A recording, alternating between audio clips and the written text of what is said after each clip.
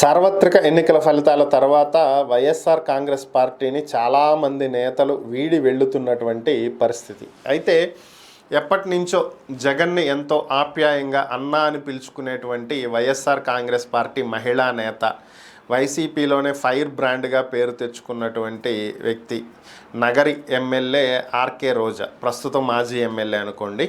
So మాజీ మంత్రి కూడా. సో ఈమె వైసీపీకి రాజీనామా చేయబోతున్నారు అని చెప్పి ఒక ప్రముఖ న్యూస్ టెలివిజన్ ఒక కథనాన్ని టెలికాస్ట్ చేయడం జరిగింది. ఇందులో ఎంతవరకు వాస్తవాలు ఉన్నాయని అయితే తెలియదు, కానీ ఒక వైసీపీకి మాత్రమే కాదు, ఏపీ రాజకీయాలకే ఆమె గుడ్ బై చెప్పబోతుంది అని ఆ కథనంలో సారాంశం. మ్యాటర్ ఏంటి అంటే, నగరి అనేది మన ఏపీ తమిళనాడు బోర్డర్. అది దాదాపుగా సగం తమిళ ఓటర్లే ఉంటారు అక్కడ నగరిలో. ఎందుకంటే మిక్సింగ్గా ఉంటారు, తెలుగు మాట్లాడే వాళ్ళు తక్కువ, తమిళ్ మాట్లాడే వాళ్ళు ఎక్కువ ఉంటారు. Nagari complete Tamil Nadu border.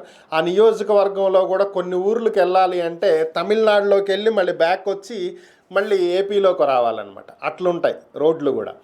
So అలాంటి నియోజకవర్గం. సో ఆమె ఏపీ రాజకీయాలకు గుడ్ బై చెప్పి తమిళ రాజకీయాల్లోకి వెళ్ళబోతుంది అని చెప్పి వార్తలు వస్తున్నాయి. తమిళ్లో హీరో విజయ్ కొత్తగా స్థాపించినటువంటి తమిళ వెట్రి కజగం పార్టీలో ఆమె చేరబోతున్నారు. 2026 తమిళనాడు ఎన్నికల్లో పోటీ చేయబోతున్నారు.